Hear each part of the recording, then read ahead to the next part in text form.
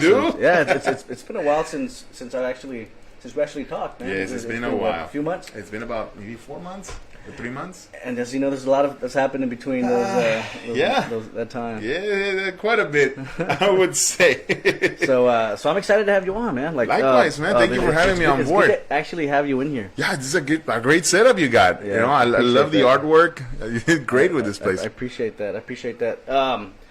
So there's before we get into the actual meat of the discussion, it was interesting because I told you last time the way you and I first crossed each other's path, it was in McAllen. Yeah. It was at Cine del Rey, and we had gone to an event separately. We had never met each other. We had gone to an event called the South Texas Revolution, right? And what you had was basically a bunch of radicals, right, sharing their vision for South Texas, right? But when I say radicals, I mean people from the left side of the political spectrum, right? And then I was sitting outside, and I remember I was drinking a beer, just seeing who I could talk to, right? And I had my recorder, and I wanted to talk to somebody. I had a friend who was working the cameras, and he's like, "Dude, I think I can get you an interview with Danny Diaz."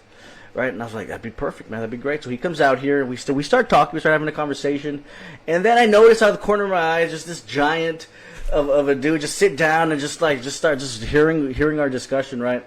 And we're talking, and then I think at a certain point, I asked you, was like, "What about you, man?" or something like that, right? And then we started talking, and then basically. Danny Diaz started to fade off into the distance, and then we started talking, right? Your concern at that point, I've always had a fascination with national politics, right? But I remember then that your concern was, how can we talk about national politics when we don't even have that luxury right now because we haven't even gone past the basics. Yeah. When we're talking about what's happening with the drainage systems and the floodings and just the overall the situation that a lot of our people are in, and here we are talking about politics that's in a way that's so far removed from our everyday lives, and so that kind of stuck with me, and I was like, you know what, it'd be good to talk to this guy. It'd be good to talk to him and get to know what he's thinking about and pick his brain a little bit about what. And then I did the research into you, and you had already been doing some groundwork in Mercedes. You had already been laying the foundation for local activism. Yeah. I had already seen a few of your articles. Doing your work for the flooding victims. You had been involved a lot. Yeah. So I guess everybody's entitled to a softball question, right? So here's the softball question. All right. And then I'll take any softball question you want to send this way. So then we'll get the softball question out of the way, and then we'll get to the nitty-gritty. Okay, you got it. We'll get down to brass tacks.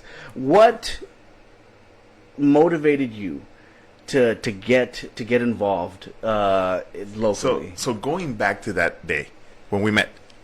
And something that it just resonated in my head for a long time is I saw a lot of talent on stage. I think a lot of motivation, a lot of passion. And one of the presenters, one of the young ladies who was up there presenting, she made a statement. She says, we need to fight for our seat at the table. I remember that. And I think we discussed this then, and I kind of mentioned this to you. I said, I think that we're fighting to get the seat at the wrong table. Right. Because we're here fighting to get seats at a national level. I was at a Pizza Hut with a lot of my supporters, and we're talking about politics at the local level, and it quickly escalated to national issues. You had people where on one side they were Republican, on the other side they were Democrat, and talking about these issues escalating, then they're discussing things about what we were discussing with drainage and issues at the local level. And they looked at me and they said, "Where do you stand?" And I'm here, look guys, we can't even get our local elected officials that live down the street from us to go and meet the requests that we're submitting to them. What hope do we have at a higher level? And that was a question I posed to them, and many agreed. And I still stand firm on this, that we need to fix our backyard. Right. That's where I stand. There's a lot of work to do here. Mm-hmm. Let's make our communities an example so that then we can start working our way higher up. When we have so many issues at the local level, to try to tackle things that are above us. And I know there's people trying to do hard work at that level, and I thank them for being involved in that. I think it's important. But I wish we could also kind of funnel some of that talent down here locally, right? And passion. Yeah, right? Correct. So how I got started is I am at my house on June 18th of 2018. And that morning it starts raining. And my wife and I are looking out the window and we see that the rain just doesn't stop. I'm like, man, this is bad. I see my chicken coop in the back. I raised some chickens, and I knew I was going to have some casualties because, the water was rising up in the chicken coop. And sure enough, I lost some animals. And I go back there and I cleaned up a bit. And then I got my neighbor coming over. She goes, can I park my car out in your driveway? And I said, sure, because that was where the water level was kind of stopped at. Right. They came and parked their cars. Then I get the call, hey, can you help us? Because we need to bring some animals from my house, my sister's house that flooded. I said, sure, let's go. So I started helping people. And the calls kept coming in, hey, so-and-so flooded. Can you go help us with the sheetrock? Can you go help us with the cleaning? And throughout the weeks, these calls kept coming in. I look, and we see that the need being huge in many people being affected by this, right? And the days go by. And I don't hear a single elected official out there making noise to be able to garnish the support that they usually have during election season. Right. During election season, we have an army of people trying to push a name. And I said, wait a minute, there's something wrong here. Come election season, everybody has a water bottle, a shirt, a sign. I vote for my guy. He's a good guy. He's an honest guy. He's from the community. And the very popular platform, I was born and raised here. Okay. But come disaster time, we have a situation where no one's around. Now, take it. The first time I got involved, I got heavily involved with the city of Westaco. And that's where I began looking at this issue. And the whole Mid-Valley got flooded, from Mercedes to La Feria, Santa Rosa areas. There's different areas in the Mid-Valley, parts of Donna, outside in the county. Many people got affected. So and you're talking about June 2018, right? Yes, correct. June 20th, 2018, right? I think I said June 18th. No, June 20th, 2018. That was the first flood that we had. At that point, I started getting a bit upset because I don't see anybody out there helping. I would call the local channels, and they would put these pieces that were very watered down as to, community helping. And I'm like, no, man, the damage is so big that there's people that need to be making some noise about this. This is bad. This is really bad. So that was what kind of pushed me over the edge to start getting involved, because I understood that unfortunately I could go and present the ideas and talk to everyone, but at least in the city of Mercedes, in the city of Westaco, they listened. They went out and actually started getting to work and cleaning ditches. They got busy. The city of Mercedes, that did not happen. Even up to today, we have a situation where you have citizens that are concerned about real issues that affect everybody. You go present these to the community, and it falls on deaf ears. And we have a culture where the elected officials have forgotten the true position of what an elected official means, which is to serve that community that you were elected to represent. And I noticed that from the very beginning, and that's kind of what pushed me over the edge to say, you know what, there comes a point where I can only complain for so long, and I have to step up to the plate and try to inflict change by getting in there myself. So you got pissed off. Pretty much, yeah. Yeah, I know that somebody brought up a scenario where they say, hey, somebody's talking and said that you have a temper. Absolutely. When something unjust like this comes to play, it's like you go and you present it, say, hey, please fix this. And then you come across a situation where the individuals that are supposed to be doing something about this, they ignore you, or there's such level of arrogance that they just blow you away. I don't have to do anything because I have the power and you don't. So, man, it upsets people, because these are individuals in the community that are suffering because of somebody else's mistake. And then there is this thing, which is true. We had this 500-year rain in 2018. Oh, it's a freak rain, but it still doesn't excuse us from doing at least the basics of cleaning and maintaining our drainage systems. so that at least when we have another 500-year flood a year later, we can say, hey, we did our part. Right. It is the responsibility of the city to say, you know what, we may have these freak storms, yes, but at least on the city side, we're clean. You can go and look at every system that we have that affects drainage. Look, it was a freak storm. We did our due diligence to be able to provide that safety net for the residents, and it was just an act of nature. Right. But we cannot excuse that deficit by saying, "Oh, it was a freak storm," and then you go look at the drainage systems and they're a mess. Yeah. So that's kind of what got me involved, and that's how I got started in all of this. Even from a more like Machiavellian perspective, if you're a city official, right? I mean, it's no.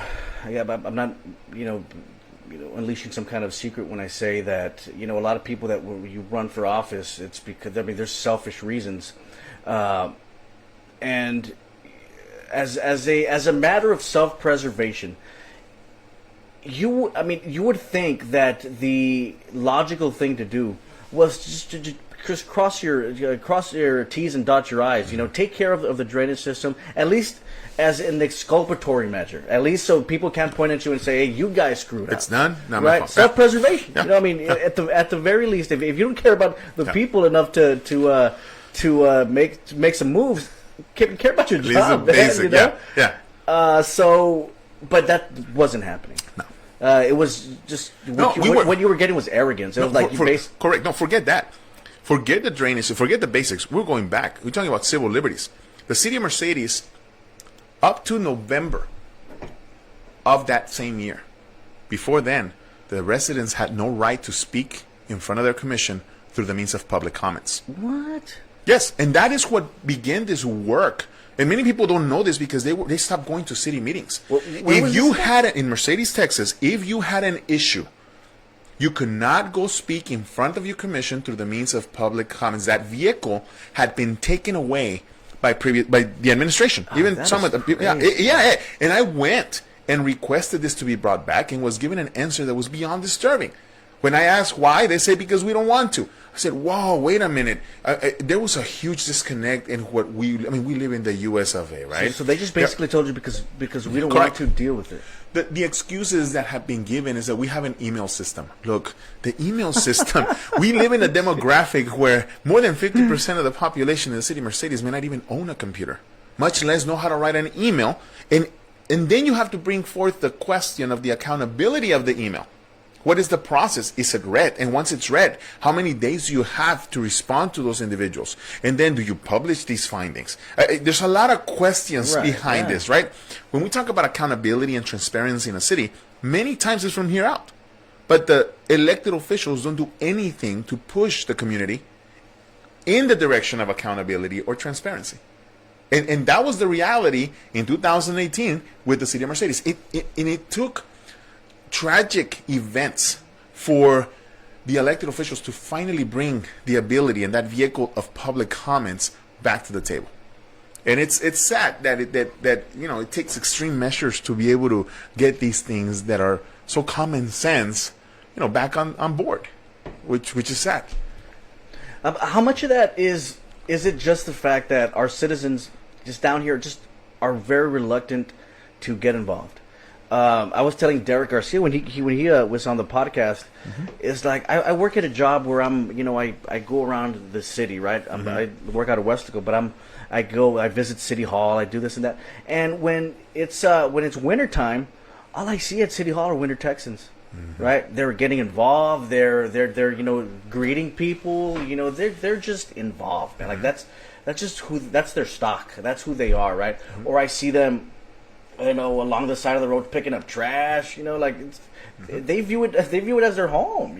Correct. And that's just a level of involvement that I don't see from locals, man, from our people. Well, it goes back to our culture. How do we guide the culture that has been festered for generations in a direction of the next generation of this culture that is going to care for their hometown, that's going to have true pride? Because look, let's be real. There's a lot of pride in the valley. Oh, I'm a this animal or that mascot or whatever, but it's placed on false pretenses. we need to develop since the very young a true sense of pride of your community, where we teach that next generation, the 8-year-olds, the 10-year-olds, on how to care for your community, how to be involved, how to not be afraid.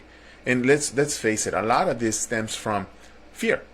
There is a huge sense of fear in our communities to speak up. Over what? Over anything. Is that legitimate? That is 100% legitimate. When it comes down, look, let's start the softball questions. From experience? Let's go to the hardball questions. Good.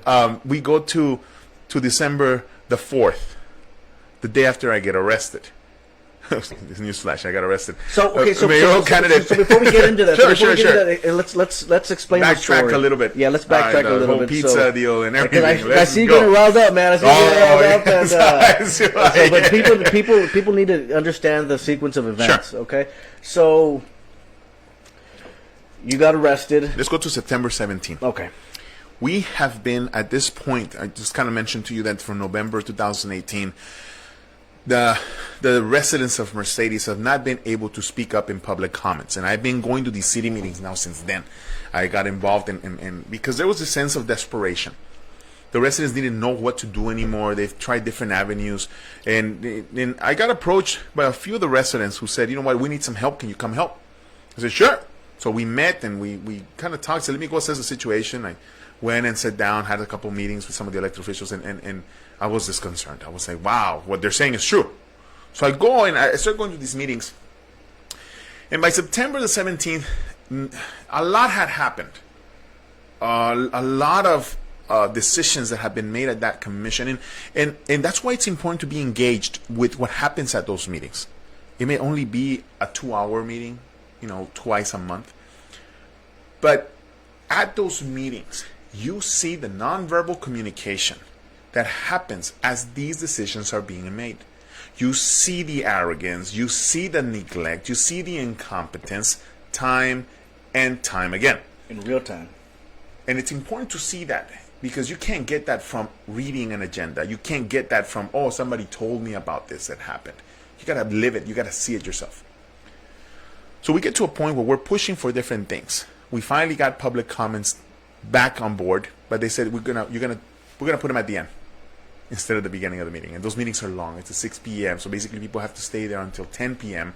to speak on a weeknight. Okay? Yeah. So it's like, come on. I mean, we're really. What games are we playing? Let's be real. Let's say it how it is, which is you don't want people to speak out of convenience. So we go from a moment of fighting and finally get these public backs and comments, on board, and then you have an election. Elections have consequences, and you have two commissioners come on board, and they have questions. These two individuals were elected by the people who had true concerns about their city, and they get on board. And what's the first thing they do? They start asking the questions that are tough, and they start requesting public requests for information. They're not being given the information. They're having these delays. I mean, legally, you have 10 days to get this information. The city's taking much longer. So they're playing games. Yeah, playing games. And this is for commissioners. Okay, so you're like, wow. So there comes a point where now the majority inside the commission decides that they will take action against one of the commissioners. And they attempted to remove that one commissioner who's asking these questions by an internal vote of the majority. I mean, this is insane. You would think it only happens in movies or in these shows. And you have a majority in a commission trying to remove an elected official by using allegations of staff. That, he said this, he did that. And there's no process according to city charter to remove an elected official basically they just vote on it and they decide he's gone. And from what I don't mean to interrupt, but... Sure. But from what I recall, the allegations were just like these mundane, day-to-day... The two allegations that were published and presented to the public. One of them was a hand gesture. That apparently the commissioner in question made a hand gesture. And it was between this hand gesture and this hand gesture. Between this and this. Now, they're very similar. Who said what, who did what. It would have been great to have cameras at the city hall to be able to go back and review and give due process to those information, because I think it's important for the safety of the employees as well as you name it, right? But cameras were not working according to the allegations and the reports of the city. They were not working, so there was no concrete evidence to show. So they're taking the word of somebody on how somebody took something versus, oh, this is not what I said, and now it's a he said, she said deal, right? And the other one was the allegation that that commissioner made a comment about the chief of police in a private conversation. Apparently, he allegedly stated that he was a rookie in his position. Dare he? So, well, by definition, a person who's a rookie, in the end of the day, is someone who is new at that position. And it goes, goes back to those were the allegations presented. Well, the public got upset. So I knew that this was a heated discussion. This was a heated item that was going to be brought up on the agenda. I'm like, man, a lot of people started sending me messages. They're like, hey, when is the agenda? What's going to happen on that meeting? I said, oh, wow. I mean, this is bad, right? So, yeah, I'm going to be there. And then I noticed there was a lot of people interested in going to this meeting. So I sent a message to the city manager. I say, hey, there may be a lot of people coming in for this meeting. Can you please make preparations to receive all these people? Well, they made preparations, but I don't agree with what the preparations they made. Right. They decided to close the doors by using police at the September 17 meeting. And of course, you go inside, and in my footage, when you go and count the number of people inside that room, there are 65 people. There was supposed to be 85 people allowed in the room, but there's only 65. As a matter of fact, at the last week, this past Tuesday's meeting, there was over 85 people in that room, in that building. Yet, we were not enforcing that then. But for this meeting, obviously they were enforcing it. And there's a safety component in there. You want to make sure that you follow fire standards. But, they closed the doors. At that moment, you have precedent to point to the fact that this meeting could potentially be an illegal meeting. It happened in Westlaco. A couple years ago, a few commissioners got arrested for for having a meeting behind closed doors that was supposed to have been public, and they closed the doors, and then they came and got arrested. So when I bring this up, two commissioners at that meeting decide to leave, and they get up and leave. Right at that moment, there's some heated arguments. 3 individuals end up getting arrested, and the commission has no quorum. So at that point, 2 commissioners leave. People are leaving. I'm one of the people that's leaving. I'm like, there's no point. Explain what no quorum means. So basically, in order to have quorum, according to the city charter of the city of Mercedes, you have to have 5 commissioners, 4 commissioners and a mayor, to be able to meet a full house, right? But you only need 3 of those individuals to meet quorum, and that means that by having 3 individuals, there's enough people to hold a meeting. Oh, okay. That's basically it. By having 4 in there and 2 leave, now you don't have enough to hold a meeting legally. So I make this announcement, say, hey, there's no quorum, so I'm leaving. I'm walking out the door, and there are 3 exits at this moment, and yeah, I'm walking out one of the doors, and there's police officers in different exits, and I'm walking to the one that there's no people, because that's the only exit that was available. So as I open the door, all of a sudden the people come from the edges. And what happens when you have a lot of people outside a room and they're not letting you in, and somebody opens the door? What happens? People are going to rush in. I am no authority to tell any individual to come in or to get out or to not come in. I don't have a badge. I don't have any kind of authority in the city. So people started coming in, and that's pretty what they claimed that they added up for me to get arrested, right? So at this point, I see a lot of people coming in. I'm like, man, maybe I shouldn't leave because there's no one else recording in there, and the cameras don't work, and I don't know what's going to happen. So I end up coming in at the last minute. One of the commissioners comes in, the one that was in question to getting kicked out of the commission by the internal vote, and he walks in at the very last minute, making it now a quorum for the city to hold this meeting, right? So the dynamics changed. It's like the end of a movie, man. It's the beginning. so the dynamics changed a whole lot, and they finally had the quorum. The meeting goes on, and then you have public comments. By this time, public comments have been pushed to the beginning of the meeting. So, we've done a lot of work to kind of push pressure for them to finally agree to have these public comments. And the commissioners that were in there, you got to give them credit because they've pushed for some of these changes very hard to please the community. Right. So the the public comments go on, and one lady goes up there, and she gives her statement and discontent for the decisions that are being made by the majority and trying to kick off an elected official and so on and so forth. And she finishes with some criticism towards the chief of police. And as she's leaving, she gets arrested.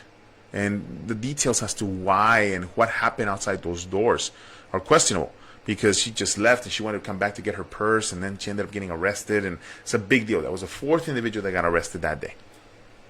The meeting goes on, and at that point there was a lot of calls being made to see what was going to happen to those individuals. Why did they get arrested in the first place? The questions are now buzzing everywhere. So let's fast forward now to December the 3rd. It's a Tuesday. And there's a meeting like any other regular meeting, and I'm sitting at that meeting. It was going to be a long meeting, so as we're talking, some of the residents that showed up to listen in, I said, you know what, let me go buy a pizza, guys, because it's going to be a long night. And I don't know if we can say the names of businesses in your podcast. I mean, if they don't mind. Okay, so it was Little Caesars. So I said, go get a hot and ready pizza because it's quick, it's down the street. Right. I'll go get it. So I get on my truck. And this is December the 3rd now. So it's been months since September 17th. Okay, so the day of the meeting was when? The day is September 17th. The day of the first meeting, there was all these problems happened was September the 17th. And now we're... We were fast forwarding a few months down to December the 3rd. So what is exactly that time? Was it like 12 weeks? Let's see, September. So it's more. Almost 12 weeks. Or is it? Yeah, 12 weeks. Around 12 weeks. Yeah, Okay, close to 12 weeks. So 12 weeks later, So you're at the meeting. I'm at the meeting. I'm going to go get a pizza. And I get in the car, and I notice this black car parked in the alley. And I look at it, and as soon as I pass by, it starts following me without lights, I'm looking behind me. That's odd. I didn't think much of it. And then I turn right, and then I see a truck now follow pursuit. And I see, wow, okay, well, there's a truck now also following me. Right? I cross over, after stopping at the red light, I crossed over Business 83, and the light's gone. It's like, oh, it's probably a police officer. And I turn into Little Caesars parking lot. So, well, I'm going to stop here. I'm going anyway to Little Caesars. Right. Or what the issue is. So I stop. The officer proceeds to come over. And the stop itself is something that is of concern. And it should be a concern to everyone. I know that there is a need for undercover officers. But one of the things that I started noticing is that the city of Mercedes started basically placing a majority or a large portion of their officers as undercover. Everybody was walking around in jeans and a shirt. And, how do you identify yourself as a police officer walking on the street? Was that really necessary? How are you supposed to make yourself present to the public in case of an emergency? So there's a lot of questions there. And he's walking over to my car, kind of reaching into his vest, I guess to pull off his ID. And he tells me, hey, you've been stopped. And, well, okay, so you need to step out of the vehicle. I'm like, nah, please call your supervisor. So in the process of me asking him these questions, I managed to send a text to my wife and kind of told her I was, saying, hey, I'll probably get arrested. She said, hey, don't joke around. I go, no, I'm not joking. I'm pretty sure. So sure enough, this supervisor comes over and tells me, hey, you need to step out of the vehicle. We have a warrant for your arrest. So interestingly enough, this warrant had been signed the same day of my arrest. Now, I don't know how many officers walk around with warrants signed the same day looking for the individual that, and that's a lot of questions still that I'm sure that we'll be looking forward to finding out as far as the legal process goes forward. Apparently there was a 3-month-long investigation on this, and up to today we're still waiting for the city of Mercedes to provide the proof and their probable, all the evidence up to the DA's office. So we're still waiting on this on this case. Yeah, this is still open. So we'll see what they provide. We'll see what they present. So we're waiting. It's still up in the air. So that's kind of what happened. I get arrested, and I was taken to Westlaco jail, the city jail, and I go in there and they put me in this little room. and I'm sitting there and just by myself now. Right? So I'm here trying to pray. I'm here trying to ask for guidance. Was this really necessary? I'm not getting much. The next day, though, the message I got, it was very clear. I get put in the squad car, and I have handcuffs on. And so I have my handcuffs on. I'm looking down at them. And I'm here complaining that I'm arrested. I'm here complaining to myself and to God, hey, why did this have to happen? And the message I get is very clear. You complain that you're in handcuffs, but the whole community is in handcuffs. And that's our reality. When the city worker, the city employee who lives in the city of Mercedes cannot dare stand in front of public comments and share his vision, his concerns, his thoughts in front of a commission that will fire him on the spot if he dares so. When the teachers won't dare speak up on behalf of their students because they will too get reprimanded. When businesses have to stay quiet and fall in line or otherwise they get closed. That is our reality. That is the city that we live in. And that is very real. So of course there's going to be a sentiment of retaliation and people being afraid of speaking up because there's consequences. Should it be like that? No. In an ideal world, it should not be like that, but it boils down to the leadership. For generations in our communities, we have been used to having this oppression very present, and we are used to turning the other way, as long as it doesn't affect us. Right. Until it does. And I think we're at a point where you have a clash of generations. You have the leadership of the past and the leadership of the future merging right here. And there's a struggle for that leadership abilities to say, you know what, no, we're going to go in this direction, but no, we've always done things this way. Right. And you're going to have this clash because I think for the first time in a long time, the Valley is seeing an influx of educated young people who won't stand up, who won't dare sit down and will stand up to this kind of oppression. Yeah. And we won't stay quiet. I'm not the only one. There are many, many different activists and political figures that are standing up, you yourself included. You gave an amazing speech at Cameron County in Brownsville. Oh, thank you. So I'm not the only one. There are many people who are standing up to this, and I hope that more join in because it needs to change. I think we're at a point where we're in 2020, and for us to be having these kind of problems, it's time to make it come to a stop. It does kind of seem like we're straggling behind, doesn't it? Like we're carrying around the weight of past generations. Yeah. So just to recap everything that you were talking about, this commissioner in the Mercedes commission, what's his name? The one that was trying to create some kind of a change. So there's two commissioners, and basically Mr. Jose Gomez, he was one of the commissioners that was elected towards the end. Okay. He's somebody who has been very active in questioning different financial moves and being very cautious in how, and rightly so, that's how it should be, in questioning financial moves of the city. And the one really kind of digging in and doing some research was Mr. Leonel Benavides. Okay. He was the one that That's the one I heard about. Yeah, he was the one that's trying to be pushed out by an internal vote. Okay. So yeah, that's those are the two commissioners that were at play. Okay, yeah. So he was ruffling some feathers in the status quo system, I guess you can call it in Mercedes, right? Mm-hmm. The powers that be for the structure. Sure. And they didn't like that, so they made up some bullshit excuse to try to oust him, right? And I guess my first point in that is, okay, let's take them, for the sake of argument, let's take them at their word. Let's say he did do the gesture, shush, be quiet, mm-hmm. right? And let's say he did call this the police chief, right, which is Dagoberto Chavez, right? Mm-hmm. He called him a rookie. Let's just say, for the sake of argument, I thought we lived in the United States of America.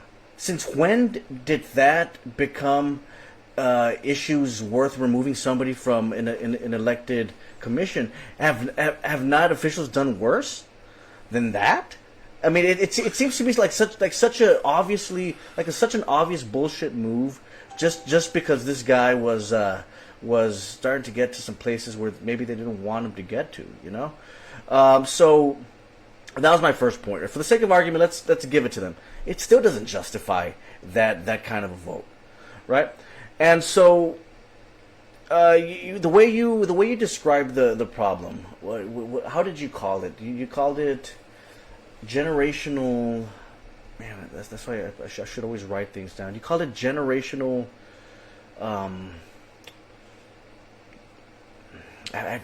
Oppression. Yeah, so it was something along those lines. You called it generational oppression.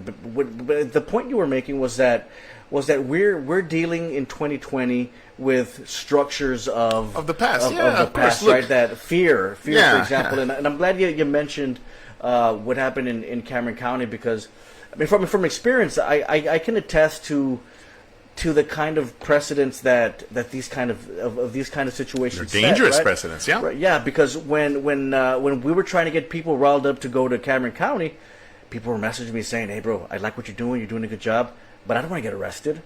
I was like, "Dude, who's going to arrest you? What's going to happen?" I mean, to me, it all seemed like a bunch of And then it noise happens. over nothing, and then it happened to you, and then I'm thinking, okay, Yeah. well, I mean, there's something to it, right? But okay, so you get arrested, right? You get arrested. You spend a couple of nights. Well, would you spend one or two nights in jail? One. Right? But the cause is just, right? The causes. I mean, these causes are worth every hour that you're spent locked up, right? Because number one, it sheds light on how corrupt these people are. At least in my opinion. I mean, if So here's the thing. There's permanence to this, and I guess that one of the things that people need to understand, and I completely get why many don't get involved, because there are consequences to the arrests. Right now, many of the individuals who got arrested are having a hard time finding a job. They are being turned away from positions because of the arrest. And I thought we were living in a system where you are innocent until proven guilty, but that's not the case. We live in a system where you're punished until you prove your innocence, and even then, even after you prove your innocence, there's still that mugshot that will haunt you forever. right. And this kind of behavior has been going on forever, and generations have learned to turn away because I don't want to get involved. Just don't cause trouble. Let it be. It's okay as long as it doesn't affect us. But then it escalates, and then it gets dangerous. And there comes a point where the community as a whole needs to come together and truly unite on the reality that we're living in. Now, there's a lot of talk about don't be divisive, be positive, don't be negative. You know, we got to preach unity. I'm not with that. I'm sorry. I think we should divide between those who are cynics and refuse to look the other way and look at the reality and say, you know what, I'm not going to admit it, and those who actually see the reality. And we should unite on the side of truth. You know, many people fight to be right, but not for what is right. And we have a situation where many will be fighting just to be right and say, no, be unity. You know, let's preach unity. Let's talk about coming together, and we should. But on the side of truth, if your house, if you just built a house in this beautiful home, beautiful house, okay, with lights and grass and everything, right? And all of a sudden, there's a fire in your kitchen. There's a fire in my kitchen. Let me go to the outside and look at my house because it's so pretty. Let's ignore the fire. It'll be all right. What's going to happen to that house? It'll burn to the ground. And that's the situation we're living in our cities. We have these fires that are burning our systems from the inside, and we're ignoring them. And pretending that they don't exist is not the answer. We gotta address. I mean, in order to fix a problem, first we gotta recognize it, define it, and try to find solutions for it. There are solutions to these issues, but ignoring them is not the answer. And I hope that as people are listening into this, they get involved. And there's ways of getting involved. I'm not asking everybody to go in or get arrested or what have you, but there are ways to getting involved. And look, when you have 6% of people voting, that's not getting involved. We have an election coming up, May 2nd. And the time frame, that window to get registered to vote, gets closer and closer every day. It's 30 days before the election. I hope that people are going out to the website to vote, texas.gov. They call the Hidalgo County Elections Office and they start getting registered to vote. One of the goals for my campaign is to try to push as many people out there to the ballot box to be able to and express their right to be able to say, you know what, in a local election, your vote matters. When you have people winning for a difference of 20 votes, your vote matters. That vote counts. So I hope people are getting registered and going to voice that opinion on who they want to lead the city in the near future.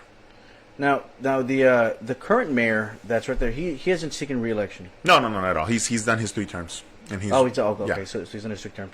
So the possibility that you might be the mayor of a city whose police chief has it in for you is very real.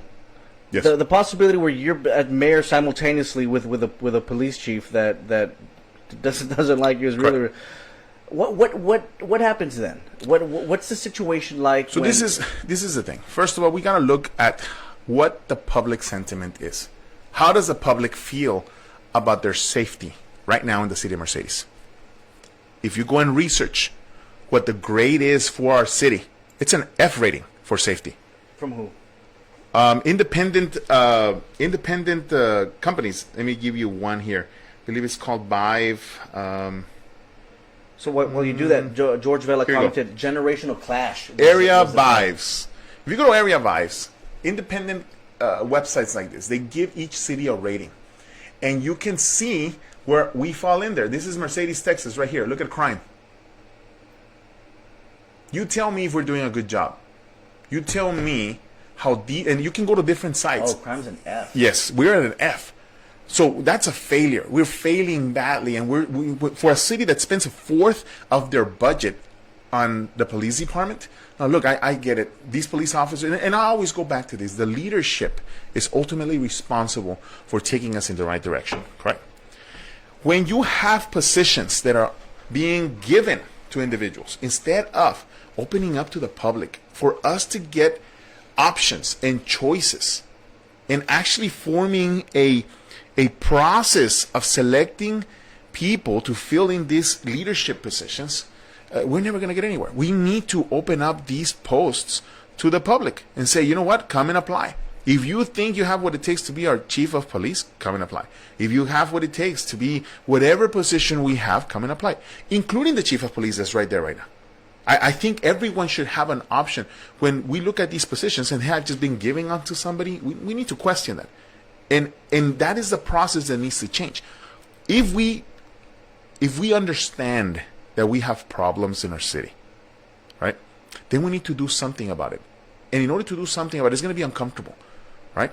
But we need to take steps in order to change what we have that is wrong, in order to see the results and build systems that are going to produce results for us. And small changes like this, and just opening up the transparency process of hiring, that is key, because it takes away this sense of, oh, I'm untouchable. You know, oh, I can wear many hats. Right now, the current chief of police is not just the chief of police, but he's also the assistant city manager. I was about to ask you that. How is that a situation that's unique to Mercedes? No, is there not enough candidates around? Well, when it comes to talent, I think that we do have enough talent in the valley, especially because it's growing. We have a lot more educated people coming back here home. You know, so the problem comes with the way that politics works in assigning these positions. Now, look, there's no law against this according to city charter, so it's ultimately up to the city to decide. I think that would be something great to look at, to put in in the city charter and amend it to be able to say, you know what, we're not going to have duality of roles. Please do one job, do it right, and if you want to do another one, well, then go do the other one, but don't leave that post open. But David, these are 2 full-time jobs, man. Like these are 2 jobs that require your full attention. And we gotta question that. No, we gotta question: is it needed? If it's not needed, then remove it. And I think one of the commissioners, Mr. Gomez, has been bringing that question forth to the city manager. Do you need an assistant city manager? Right? This is money that we could be using elsewhere. Or do we need to remove that position? Right? Or if you really need an assistant city manager, let's get an individual that is going to come in and help you at 100%. Not somebody that's juggling many hats, because then they drop one. And they start dropping the ball on things, and you're exposing the city to liability. Next thing you know, you're arresting innocent people. Yeah, I mean, or yeah, and that's something that you may be seeing in the near future coming out of the city of Mercedes. You know, lawsuits for wrongful arrests that could have been prevented by having qualified individuals in leadership spots to be able to say, you know what, no, that's not right. No, that's not right. We should have gone like this, or do the right investigation before you jump and you do something and arrest or whatever. And that's what it boils down to, having the right people in those leadership spots. There was an interview that you did. I believe it was you and Dalia. I could be wrong about that, but it was an interview that you had done with Dagoberto Chavez. Yeah. Where, man, I must have seen this interview over 100 times. No. And he said something there that I found Disturbing? super interesting and disturbing. Yeah. Yes, because that right there is the problem, man. That is the reason why you got to get people that have principles into these positions, especially positions like police chief, right? And I got friends, and we talk about Donald Trump, and I drive them crazy when I talk about you need guys with principles, because if not, you get people that have no problem bending the rules, bending the law to get what they want, right? And if that's what you want, that's what you want, right? But part of the interview that you had with this guy were shamelessly, this guy has no shame. Shamelessly, he says, disturbing the peace is a very vague statute. Basically saying, watch it. Watch it, because if you do something I don't like, I got a lot of power to put you away. Right? That a police chief could be so arrogant to say that on camera, and he knew you guys were filming, right? The person recording was Mildred from Hidalgo. Right. She had her camera. She always carries her camera like this. And, she walked in, and she was walking behind us, and yeah, the camera was visible. The camera was very visible. He's a public official in a public setting. Right. So we're recording. As a matter of fact, one of the officers that was with him notified him that we were recording, that Mildred was recording. And I think after the interview, I didn't think much of it when he said that. And then I went back and I looked at it, and a couple of my friends sent me a message saying, hey, did you take that as a threat? I said, well, I don't know. I mean, he was stating his opinion on the statue, right? Oh, that's a threat. And, well, and so when I saw this, I was like, I didn't think much of it until I get arrested, a month later or whatever, 2 months later. So I said, wow. So his opinion on the law should always, and that goes for anybody. I think that the interview process on anyone who carries that kind of authority needs to be looked at by a panel of people who have an interest for the city, right? Maybe not even just the commission. Maybe we need to develop an ethics committee or an oversight committee that can help in this interview process.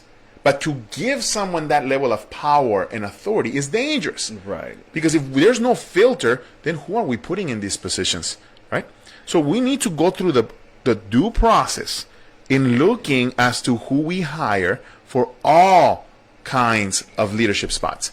And yeah, that was concerning. Once I went back and I reviewed this, especially after the arrest, I went back and reviewed every single second of those videos. Because I did question, maybe I did something wrong. Yeah. I went back and reviewed and said, man, I didn't do nothing wrong. So that's interesting how his view on this law is so vague that now if I take my 10-year-old kid and he sneezes about the 400 decibel, as the law says, he starts sneezing and has a sneezing attack. Now my kid's going to get arrested. My 10-year-old's going to spend 20 hours in jail, because he sneezed. And that's his interpretation of the law. Or if somebody has a seizure, they're going to go and put him in handcuffs because he's disturbing the peace. If somebody has a diabetic attack, if you're an autistic person and you're not behaving according to what the police chief believes, well, then you're going to spend the night behind bars. Look at how dangerous we are operating with that kind of thought process on the interpretation of the vagueness of the law. So yeah. And that's one of the things that I always struggle with, man. It's also okay. So yes, it may be legal, right? It may be legal. You can always find loopholes in the law, right. And you can always find ways to skirt the system and ways to get your way. But is it ethical? Right? There's two different things. Legality and ethics are two very different things. That's why we have watchdog groups that only focus on ethics, right? And that's one of the reasons why people have to know what the hell is going on, man. Because is that the dude you want running police officers? Is that the kind of culture that you want operating, that you want your police officers of the city operating under? Is that the climate? Is that the overriding theme, the theory that you want your local police stations to be working under? So to answer that question, we need to ask some other questions. Right. What is the purpose of the police department? Are we there is it there to serve a purpose? And if that's the case, what is its charter? What is the reason for it existing? Are we there to serve and protect? Or are we there to bust and inflict fear? Are we there to provide a service to our community and build those ties of trust? Or are we there to inflict fear and have people run away from us because, they're afraid of the police? I mean, we gotta ask those questions. And I gave a speech on this the week after I got arrested. And after I got out, there was a meeting 2 weeks after. And I went and I showed up and I gave my 2 cents worth on this. Right. Where I said, they were trying to build this Crime Stoppers committee. I said, you guys are kind of jumping the gun here. Before you build a Crime Stoppers committee, let's start with the basics. Once again, that's the theme. Going back to the basics, because we have a situation here where there's no trust building with the community and the police department. We have this constant erosion of fear. I get the calls all the time. Man, I'm afraid to go to HEB.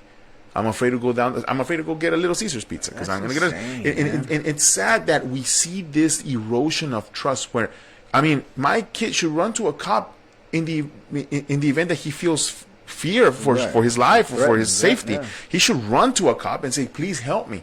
That's how we all should feel. But when you have a behavior that is being implemented in our city that is eroding that trust, that's when it becomes dangerous. And I hope everyone's listening, because it's important to change that. It's important to take us in a different direction. And yes, we do have legitimate concerns for safety, but there is a way to approach this. Not by coming in with a undercover force that is going to come and inflict fear into the residents. I think that's not the right approach. Yeah. I think it's one thing to want to have a tough law enforcement. Like I've never been one to be anti strong law enforcement, right? I think every community needs a good law enforcement to be able for businesses to come in and to feel feel safe, for people to go out and feel safe, to go buy products, for kids to be able to go to school, for teachers to be able to go to teach and feel safe in the community. Every community needs a strong police presence, right? Correct. That is one thing, right? But on the other hand, when you have what is seemingly a system that is being built to keep power, in other words, the reason why we're doing what we're doing, as far as undercover police and all this and arresting Israel Coronado, is to put enough fear into people so that they stay complacent, uninvolved, so that we can keep doing what we're doing. And as long as we can keep doing what we're doing, then Mercedes doesn't matter.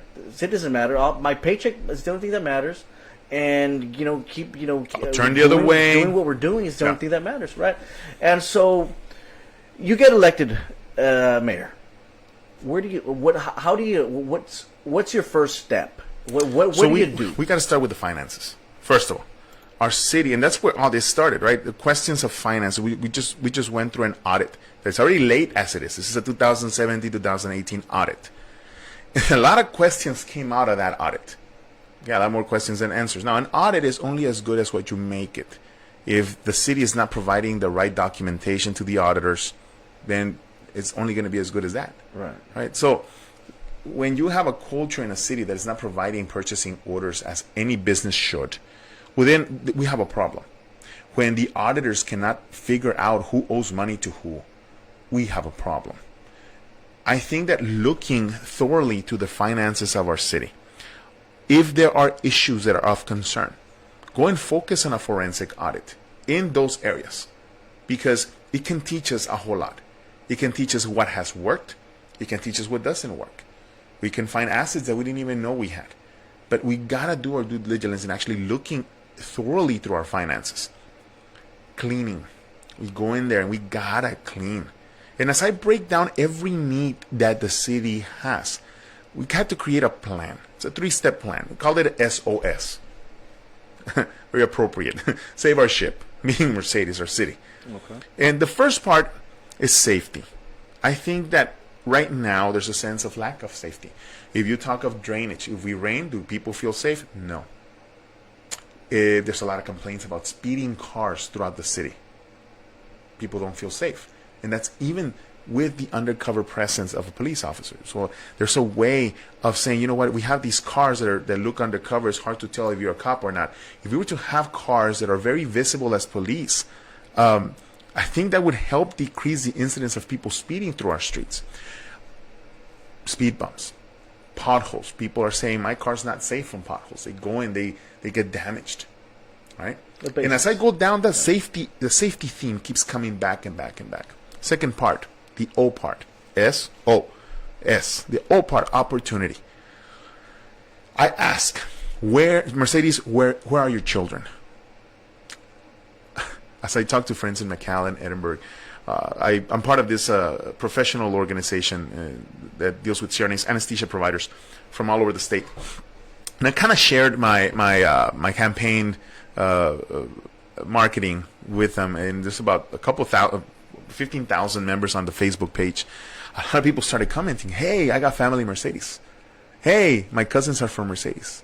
Hey, my aunt lives there. Hey, my grandma lives there. It's like all roads seem to lead back to Mercedes. A lot of people that have ties to that city. And it's understandable because it's one of the oldest cities in the valley. Okay, it was called the Queen City for a reason. Many years ago, that was the center of commerce here in the valley. And many people left. Why do they leave? Lack of opportunity. We don't have an industry. We don't have jobs. Many people that come, they just live there to sleep. And they have to go work elsewhere. When it comes to educational opportunities, we're limited. When you have issues in the city that bring a negative light, like I said, we can't cover the sun with our thumb, you know?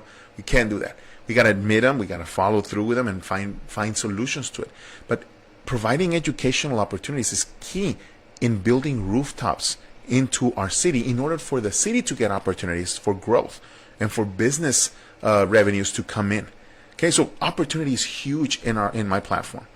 And the last one is systems. I am a strong believer in systems. When it comes to, somebody made a comment saying, why should we trust you with our city?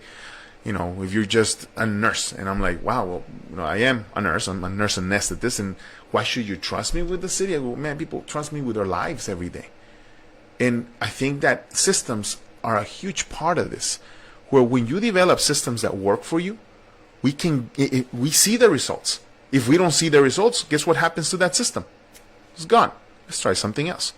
But if we don't have systems that work for the people, or we have systems in place that have been there for a long time, that haven't produced anything, and we just keep them in place simply because that's the way we do it, then we need to change that.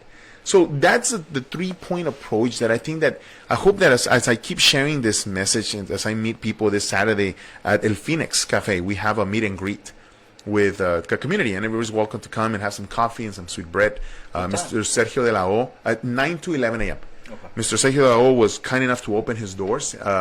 He's been opening the doors to a lot of political candidates and kind of sharing what the options that people are going to have at the ballot box coming up. So this Saturday, 9 to 11, we're going to have that meet and greet. And at El Phoenix Cafe. El Phoenix Cafe, yes, right down the street on Texas in Mercedes. So this message, as people are listening into this, I hope that they're opening up their eyes not only to the problems, because you know we can complain all day long, but we also got to present solutions to balance it. That's the whole point of constructive criticism, right? You can have criticism without providing any kind of solutions or at least options to solve these issues, but you can also bring in, you know, that big plate, full serving of solutions, and that makes it constructive. And I think that's important into solving these issues. And these things that I'm presenting, I hope that people are listening in and they're questioning not just myself, but my opponents and other candidates that are running for the city as to how are you planning to solve these problems? How are you planning to pay for them? Because some of these things are going to cost. And I think that it is important for the community to get engaged. There's 2 questions that I keep getting asked as I go out there. One is, why should I trust you? And the other one's if I was born and raised there. So I guess it's a big part of a platform. I don't know why, but I keep hearing that. Were you born and raised here? I'm like, no, I was not born. No, I was raised here. I chose that city 17 years ago when my wife and I decided to move into a community. And my wife's from Alamo. Rosie, she grew up in Alamo, and I grew up in Brownsville. And when we decided to get married, we had to look for a community. And she says, well, let's meet in the middle. And I always make fun of her because say, you know what? Your math from PSJ was a little off. Because middle wasn't, you were a little off. And but we moved to Mercedes, and we chose that city to not only invest in it with our biggest investment ever, but also to raise our most precious assets that we have, which is our children. And they will call this place their home. Mm-hmm. So, this whole notion of that platform part where you're born and raised somewhere, I think that it's a little antiquated. We need to move beyond that. And as far as the question of why should I trust you, that keeps popping up. And I think that's the wrong question to ask. We go through these elected or these campaigns to elect people. And that question, it's always in everyone's mind. How can I know I trust that candidate?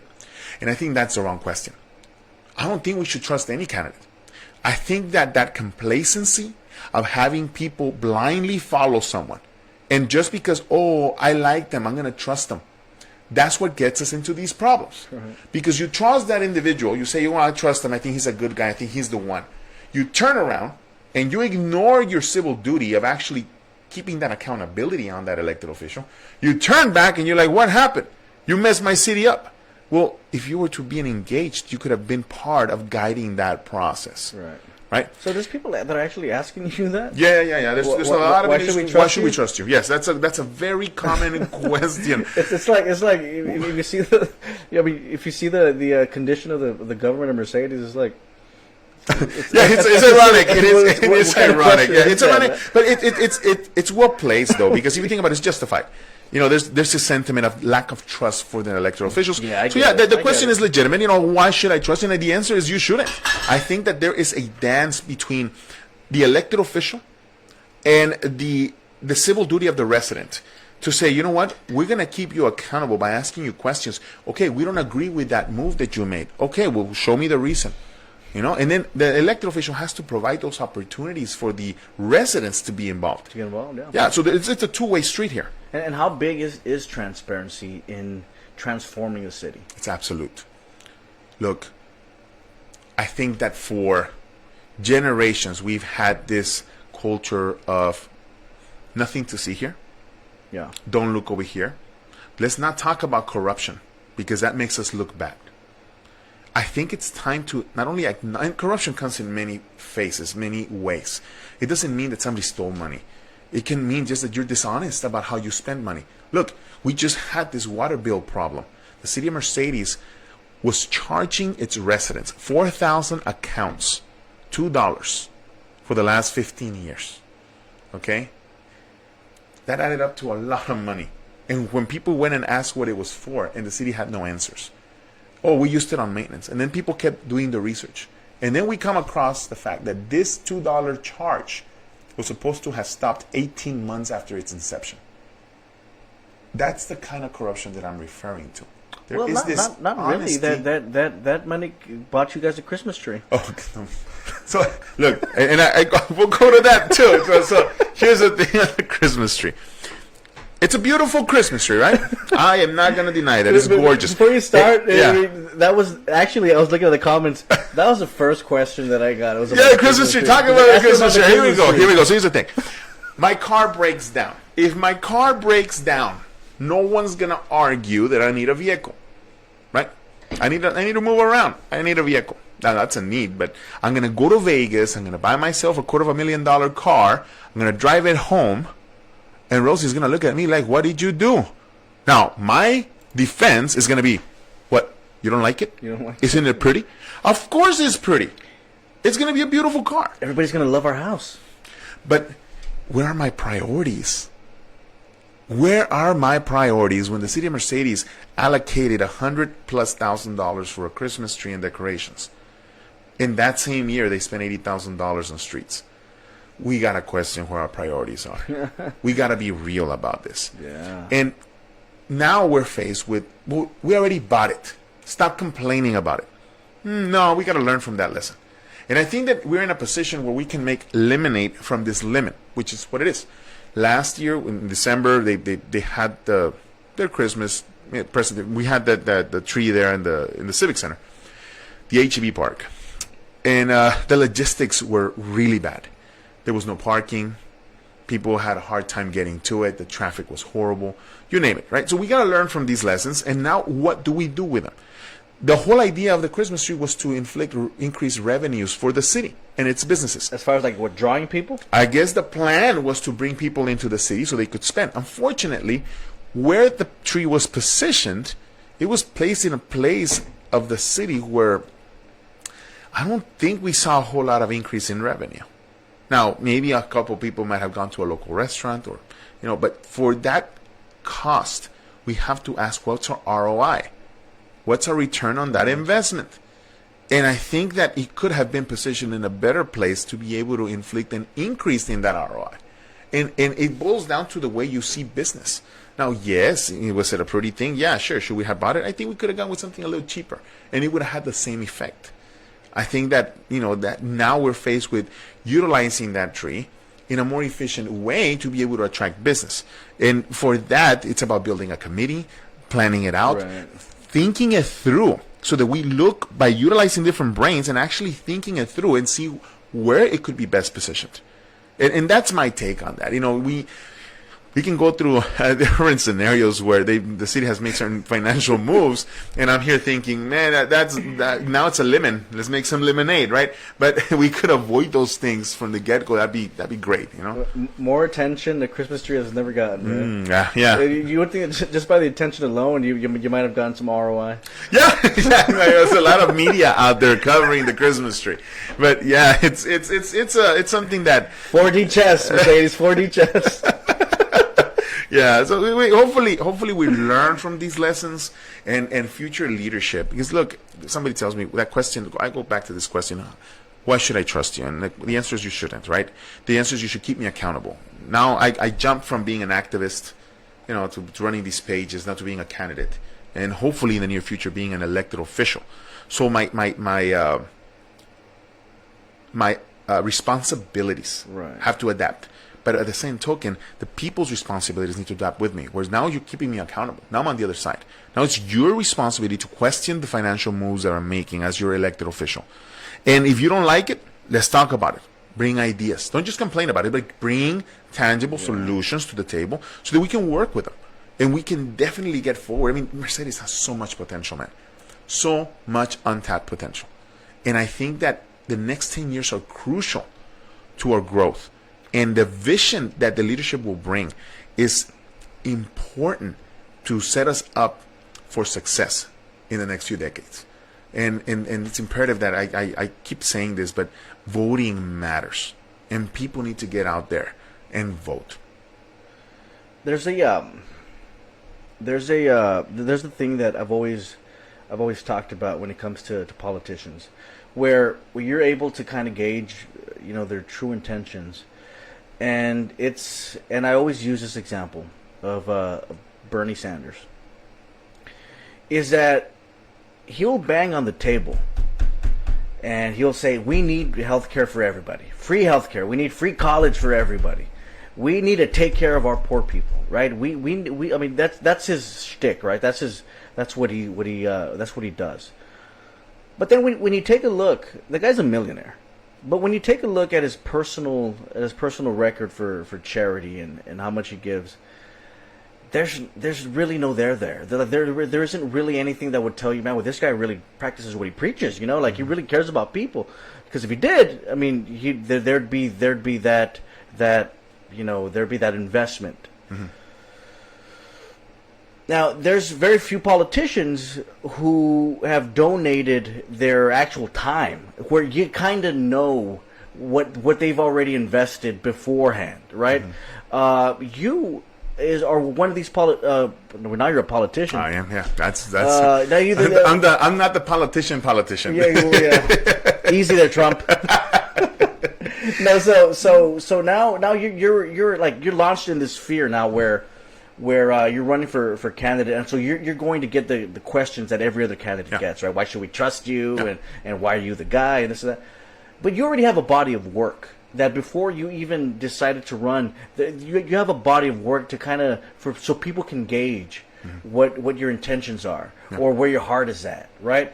And man, that's kind of a lot more than a lot of other people can say that are running for office. You know, I mean, some people fail to put their money where their mouth is, right? And I think you've done very well in that department. Thank you, man. But the need is there. It's very evident.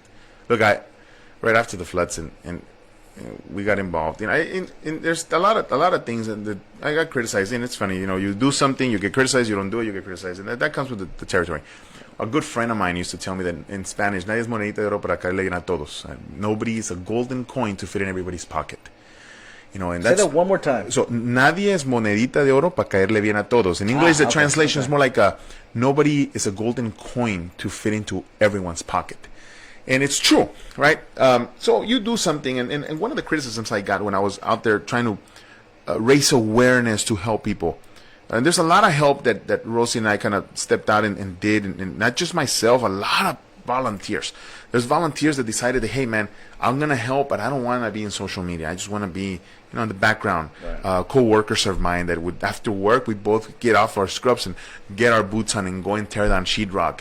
Friends from church that, say, hey, we're going to be there every day for weeks tearing down houses and cleaning up their debris and going and throwing it. There was ladies that I never expected to see there that, these ladies, they came in ready to work with gloves on. And I'm like, you're going to help too? I mean, people from all walks of life came together to do this.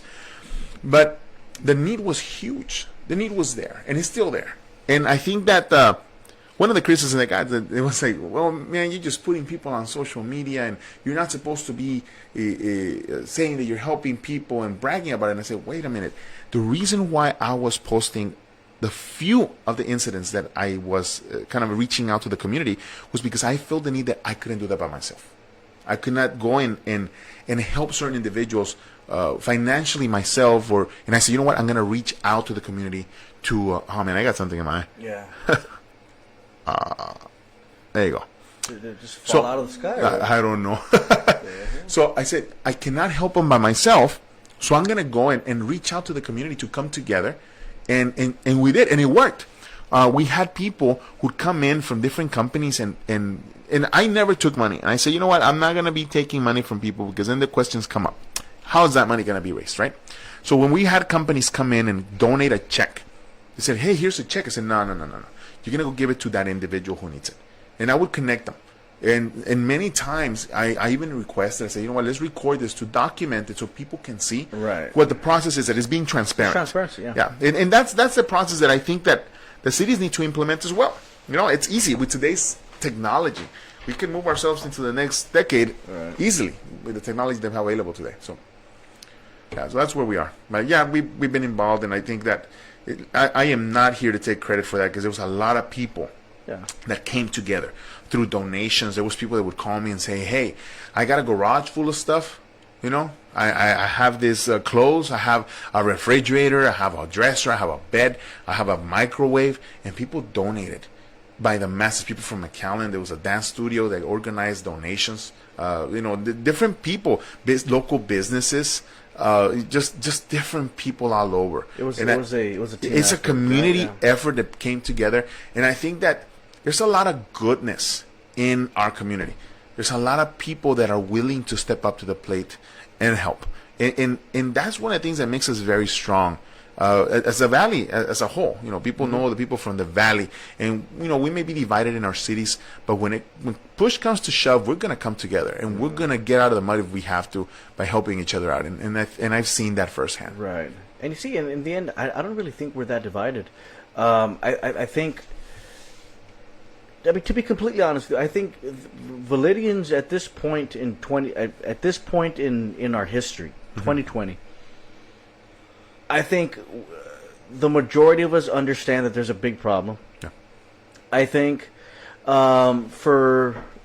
a lot of different variables that are in play as to why people choose not to get involved or don't vote. A lot of that is historic. Yeah. A lot of that is, priorities that are passed down generation to generation. When you're a people who has to dedicate your entire life to working just to be able to get through day by day. Yeah, when your kids have to drop out of high school, just to be able to get out there to the fields. Yeah. That takes a toll on your culture, on your society, on your community. Yeah. And we've seen that down here because that's what we've been. I myself come from a migrant family, right? Where a lot of my uncles and a lot of my aunts, whatever, had to drop out because they had to work because they were expected to be that extra body on the field to bring in more money. Yeah, to provide. Right? Especially with the sizes of families that they used to have back then. The older children needed to bring in their share. So they all had to get out there. And if you think that doesn't affect what the trajectory of a community as far as success, it absolutely does. But that's our history here in South Texas. Yeah. We are history. We are people that have been migrants. We are a history of people that have dedicated their lives and their sons' lives and their daughters' life to working just to be able to provide on the table. That's who we are. Yeah, that's our history. And so to an extent, I understand why our priorities are a little skewed, but what gives me hope is what you said earlier, is about how there's a new generation, right? Man, we're so lucky, man. Our generation is completely lucky because we're the ones that our parents said, okay, look, I made the sacrifice. I couldn't go. I couldn't finish high school. Mm-hmm. I couldn't go to college, but you can, right? But you can. Right, you can make the difference here, right? And that's the generation that you're talking about. There's a whole bunch of us that have gone to college that are trying to make a difference. There's a lot of us out there, man. There's a lot of us that are recognizing the problems, that are seeing old structures that have been set up here and getting involved to try to fix those systems. And they're getting involved, right? And of course, if when you beat the grass, you're going to startle the snakes, man. And there's they're not liking it, and there's some people that are going to fight back. But that's okay. That's expected, That's expected. All we can do is strategize. Yeah. All we can do is give people platforms like yourself. Is give other candidates platforms who understand the problem, who understand the situation, and can say, you know what? It does affect every one of us. Just with one thing: opportunity cost. Opportunity cost. Why is that government giving this contractor who's charging 50% more than everybody else? Why are you giving him the contract? Well, let's dig a little deeper here. Let's see. There was a campaign contribution there. There's a family tie there. That 50%. That's an extra $50,000 that could have gone to you name it, man. You name it. That's opportunity cost. And you multiply that across hundreds of different cities. Across 15, 20 years, pretty soon you're talking millions of dollars, man. Millions of dollars that could go to your schools, millions of dollars that could go to your communities. The funding that could have launched us to the future, where instead of living in 2020 like we should have been living in 2025, 2030. I think that finance and how we run our system, I think we had this conversation a while back about subsidizing the costs of many things in small cities, where a city pays X amount of dollars for a service, right? Especially the valley. That's something that maybe in the future, maybe when you and I are ready to retire, we may be able to see this happening, right? But at least building that foundation in making people aware of being responsible with our finances, that is key. If we can build that foundation, it'll set us up in a really good spot for the future. Yeah. It's interesting, man, because we're living in a time of change. You may not feel this way right now, but the fact that people like you are getting arrested, it's a good thing. It's a good thing, and let me tell you why. I know you're probably thinking. No. I've had that conversation. You're crazy, No. There's. I think that there's a purpose that I'm a man of faith, and I think that there's nothing that happens without His purpose. At the end of the day, you see stories, back to back of people questioning why. The story of Joseph. I don't know if you're familiar with the story of Joseph. This young kid who was a snob, and he was bragging about him being the favorite, and his dad loved him. Well, his brothers end up, throwing him in a hole, and they plan to kill him. It's a dreamer. Yeah, and they sell him to slavery. He ends up being the leader of Egypt, and at the end, his brothers being fearful that he's going to kill him. Because now he's the leader of, he's second in command to Pharaoh, and he's like, no, I mean, what you guys meant for evil to me, God meant it for good, and I think that I do see the positive of this. There's a purpose. There's something good is going to come out of this, and I see that, and I hope that those who are listening understand that there is hope, and I'm not going anywhere. I'm still here, and God built me a certain way. I know that probably some of these was done in order to inflict fear, not just in me, but in the community as large. At large. And I said, you know what? I'm not going anywhere. This needs to get done. I ain't going anywhere. Right. And we will continue to move forward until we see the results that everybody's wanting. And I hope that people are listening when they go to the ballot box, they take a good look at all the candidates. And they ask these questions, and they vote based on facts. And they see the need of the city, and they can see the vision that those candidates provide. And that I know that I've had these conversations like, man, it's a good thing you got arrested. And people are like, well, I didn't mean to say like, I go, no, but I know exactly where this is coming from, because it will open people's eyes, and it has at least started a conversation of the reality that we're living in. I've had many meetings with many other individuals who've come to me and say, wow, man, I didn't believe it, and then it happened to you, and now it happened to a family member of mine, and they see these arrests that happen that sometimes are, like I said, the system is completely broken. Yeah. But I do see a light at the end of this tunnel. Yeah. So I mean, we look at every historic event that has happened all around us, all around the world, right? When you look at the fight for civil rights in the '60s, right? Yeah. When you look at just every different milestone that has happened in this country, and the Cesar Chavez movement, and there's always the Cesar Chavez movement, and there's always been this structure that has been set in place that just doesn't want to be bothered, doesn't want to be messed with, that profits off of the status quo, right?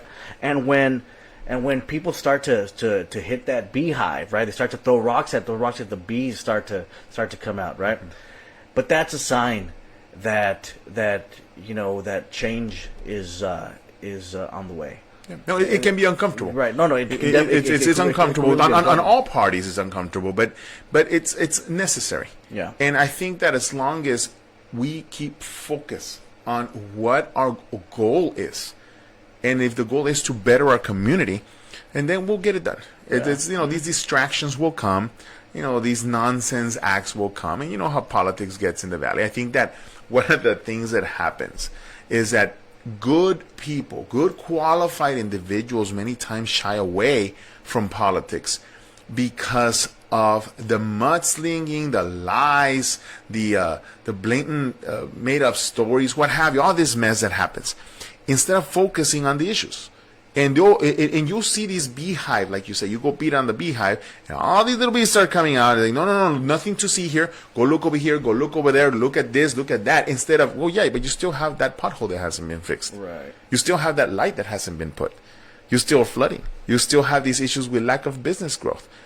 Have you seen a true revenue in your business in the last 10 years?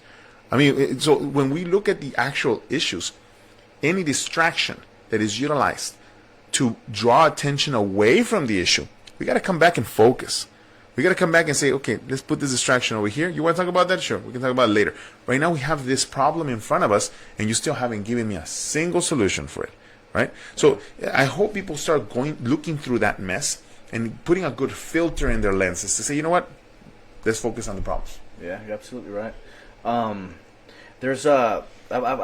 always say this to people, like, if you expect for change to happen in a area, South Texas, where the Texas Tribune called us a people who are used to watching their elected officials carried out in handcuffs. Man, that is an indictment on us, right? Like that is an indictment on what we've allowed, what we've greenlighted, right? The situation that we've allowed to fester, right? If we think that we can change that system, that structure, without spending a night in jail, without the threats, without the threats, pushback. without the pushback, yeah, no, we're naive. then you're not serious, man. And that's what I get. Some people that come to me and they tell me I want to get involved, and how can I get involved? And I give them the options. I go, look, there's a few ways, right? But I always give them the speech of truth. So there's consequences. Be ready for the retaliation. Get ready for the pushback, because it exists. You know, and some of them back away. They're like, no, never mind.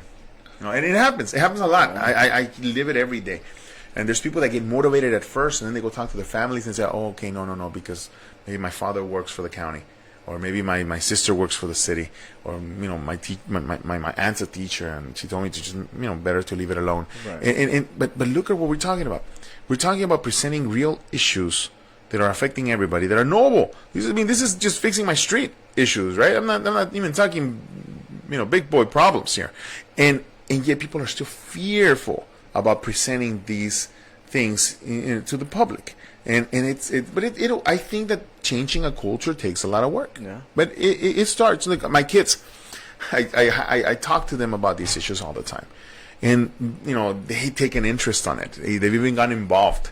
They helped me kind of build the first campaign to bring back the voice of the people of Mercedes back in 2018.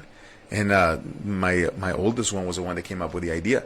He kind of said, "Hey, how can I help you, Daddy?" And he had heard one of our other supporters talk about a tape in the mouth and putting a tape in the mouth. He's like, "I want to do that." And you put here no voice. I saw that. And, holding an American flag, and it was very powerful, coming from a 10-year-old and a 9 and 6 at the time. And I said, "Wow, okay, well, let's do it, mijo." And I did, and we put that picture, and it was very effective in sending the message. They saw it from one of the supporters, and they thought, "Hey, let's do it too, but we hold an American flag, and we're gonna be like in City Hall." And yeah, that was their thought process. I said, "Let's do it." So look, my kids are already getting involved, and I think that teaching that to future generations to speak up for what is right, you know, to fight for what is right, not just to fight to be right. And I think that that's a big difference that I hope people start understanding between fighting to be right and fighting for what is right. Mm-hmm. There's a lot of people who may spend a lot of energies fighting just to be right, even if it's wrong.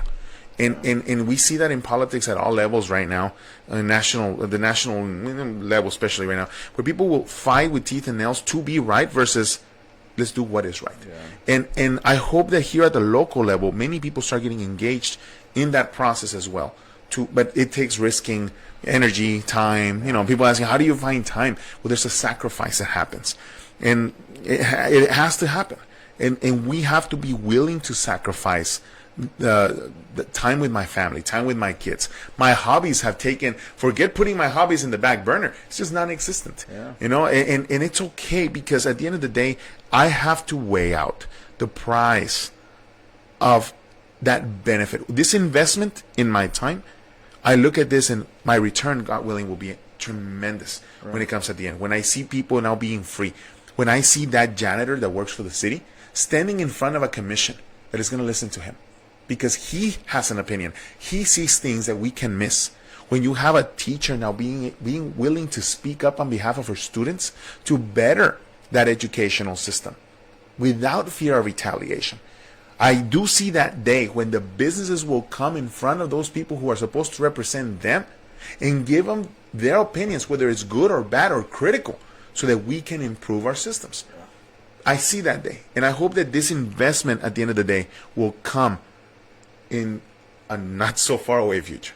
So that's what I see. Yeah, well, that's a great message, man, and I guess that's really a call to our generation. You know, there's a lot of people before us that, like we talked about it, that fought or that lived daily just to put food on the table, just to survive, right? That's what their attention had to go to, right? Yeah. So that we could put our focus on other things. Yeah, yeah. Well, I think the way we do them the service and the way we pay tribute to their sacrifice is by our sacrifice to the community, right? And by our sacrifice and our investment and our time and our blood, sweat, and tears, man, into the very communities that we've decided to say that this is our home. Yeah. This is the home that our children are going to live in. They're going to walk these streets. Yeah. They're going to go walking to school in these streets. You know, or shouldn't we be proud of these streets? Shouldn't we be proud of our communities? And I admire your work, man. Thank you. I admire your work. Thank you. To be honest, I wish there was a lot more people like you. People who aren't afraid to get arrested. You know? I think there are.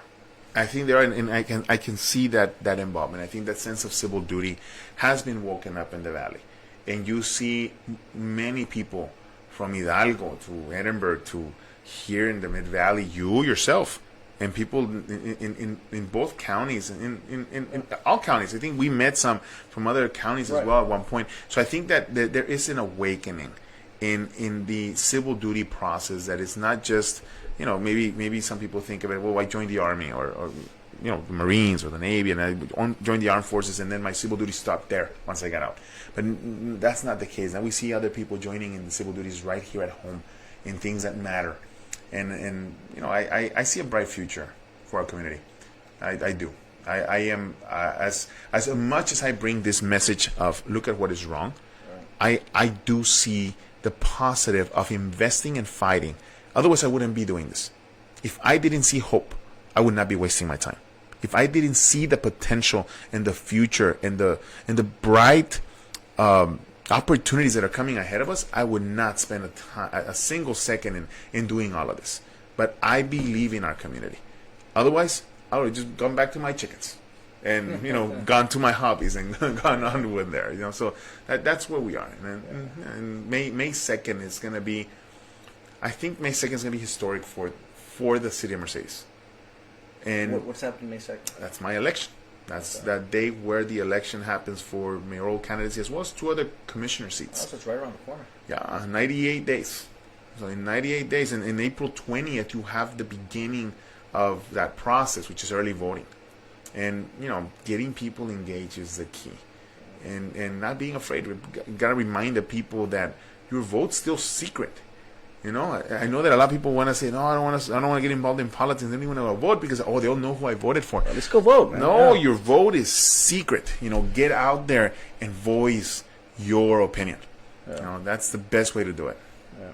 As we've gone about an hour and a half here. Is there anything else that you want to leave with the viewers? We've gotten a really good reception. Yeah, there's people that have been commenting. People that are just following along. We've gotten a really good reception. Are there any questions that the public has? Well, let's go through this. May be able to see some here too.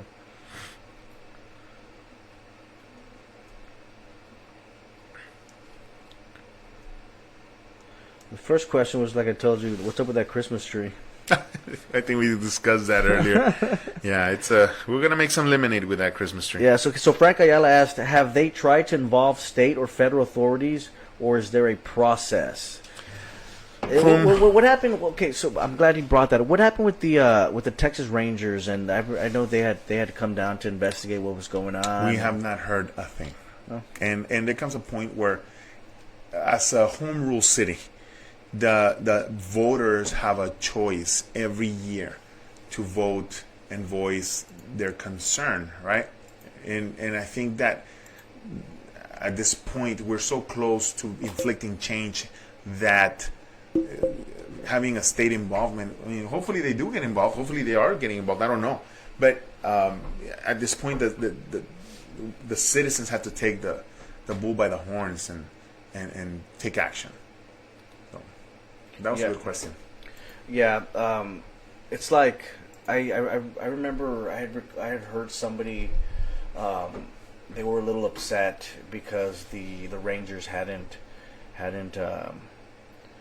done anything according to them, right? Yeah. They really hadn't changed much, and I remember responding to this person saying, it's going to come down to you getting in your vehicle on vote day Yeah. and casting a vote. Yeah, that is very, very true. Very true. I mean, if you want change, you can't be depending on outsiders. Oh, we gotta put on our gloves, roll up our sleeves, and get it done ourselves. Yeah. You know, and I know that there is this sense of when is the cavalry coming, right?